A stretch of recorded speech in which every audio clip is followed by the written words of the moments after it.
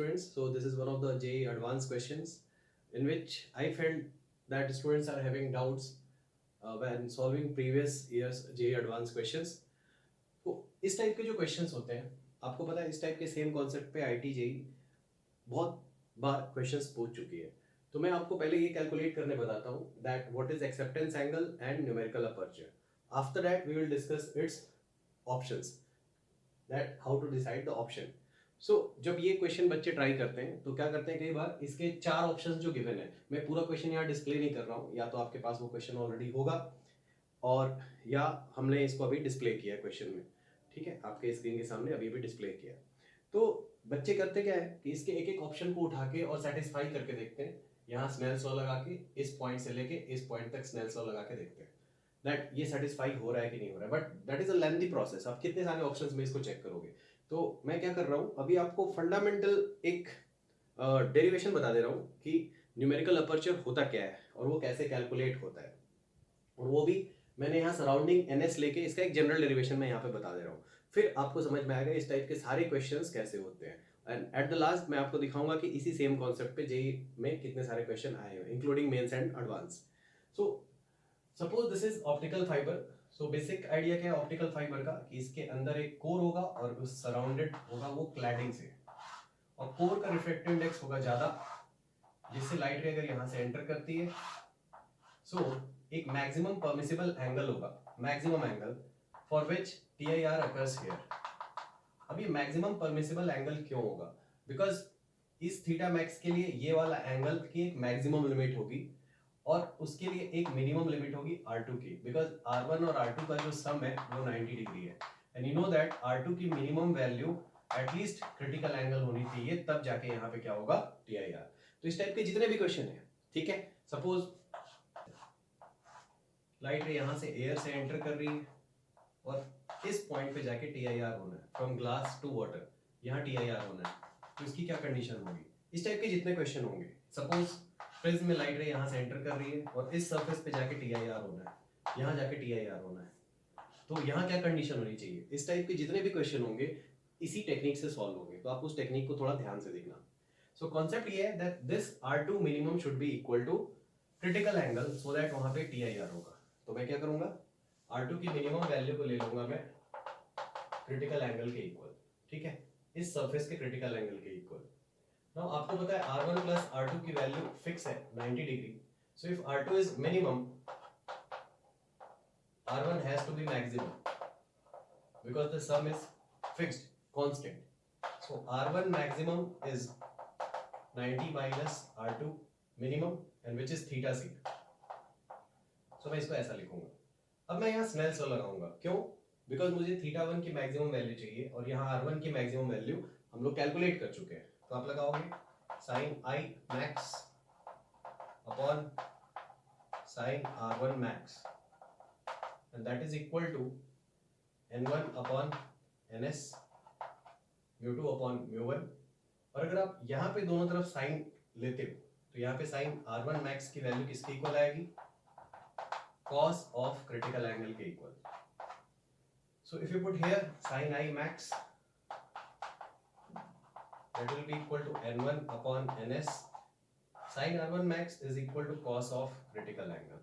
Now how to put the value of cos of critical angle? You know that sin of critical angle is equal to mu rarer upon denser, और TIR आपको यहाँ पे चाहिए, और ये question में mention है n1 is greater than n2। वैसे भी कोर का जो रिफ्रैक्टिव इंडेक्स होता है वो क्लैडिंग से ज्यादा होता है, सो आप यहाँ पे लिखोगे n2 upon n1। So the triangle will be like this, perpendicular, hypotenuse, this will be root over n1 square minus n2 square। So cos of theta c will be equal to how much? We are calculating basically sin I max, so this is n1 upon ns into cos of critical angle is this root over n1 square minus n2 square upon this n1, so this is cancelled out। So this is the value of basically numerical aperture। This maximum angle is called acceptance angle, it means how much maximum angle is accepted, that is called acceptance angle, and the sign of it is known as numerical aperture। So numerical aperture is basically root over n1 square minus n2 square upon ns। Now once you get this you can check all the options जो इसके paragraph के first question में given है. So suppose मैं first check करता हूँ. First option यहाँ पे लिखा हुआ है Na of S1 in water is numerical aperture of system 2 when it is dipped in a liquid with n equal to 16 upon 3 root 15. So first of all, you must start from this angle, reach at this angle and then apply Snell's law here. Now I am putting the value here. Suppose I want to check the first option. When first system is dipped in water, suppose you are dipping in it water. So N1 you have to put numerical aperture of first case is equal to root over N1 square. इसका मतलब 45 by 16 minus N2 square 9 by 4 whole divided by NS.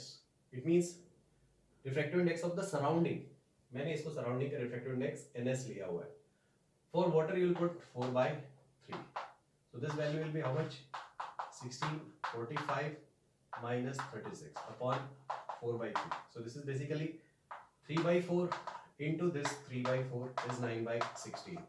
Similarly, for second system, we'll put N1 what is given 64 by 25 here and N2 square 49 by 25 and NS. So NS in second case is 16 upon 3 root 15. So basically this is how much? Root over 15 upon 25 divided by 16 and you take this here.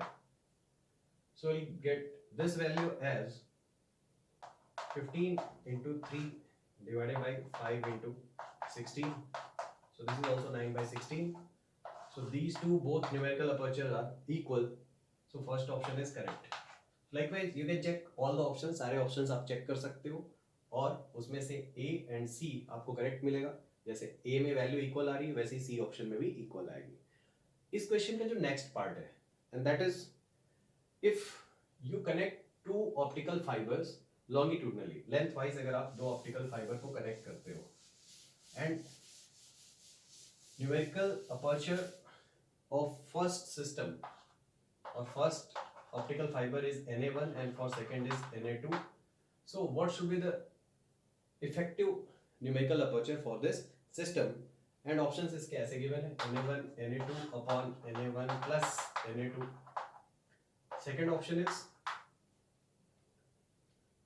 Na1 plus Na2. Third is Na1 and D is Na2.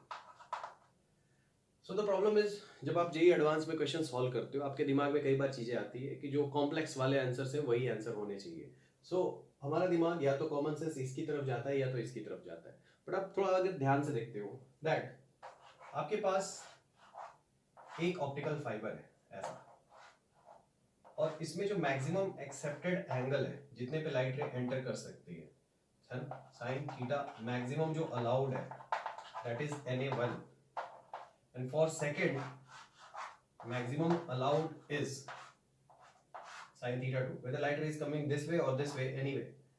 So maximum allowed sin theta max for second is Na2. This is for first case, second case, and this is for first case. So the answer should be what? Maximum angle अगर आपको enter कराना है तो आप कितने पे enter कराओगे? Whichever is the minimum between these two. वही मैक्सिमम अलाउड हो सकता है. सपोज आप इसमें 30 डिग्री से ज़्यादा पे एंटर करा नहीं सकते हो और इसमें 45 डिग्री से ज़्यादा एंटर नहीं करा सकते हो. इट मीन्स 30 डिग्री से ज़्यादा अगर आप कराओगे तो यहाँ TIR अकर नहीं होगा, यहाँ 45 डिग्री से ज़्यादा कराओगे तो यहाँ TIR अकर नहीं होगा. सो मैक्सिमम आप कहाँ तक जा सकते हो? You can not go beyond 30 के ऊपर आप जा नहीं सकते हो, है ना? बिकॉज अगर आप 30 के ऊपर जाओगे तो इस केस में TIR अकर ही नहीं होगा. इस केस में तो हो जाएगा 45 डिग्री तक बट इस केस में TIR अकर नहीं होगा. So you have to select the minimum between Na1 and Na2. So simply the answer is Na2. So अपने को ज़्यादा कॉम्प्लेक्स आंसर पे जाने की जरूरत नहीं है, इसका सिंपल सा आंसर है Na2.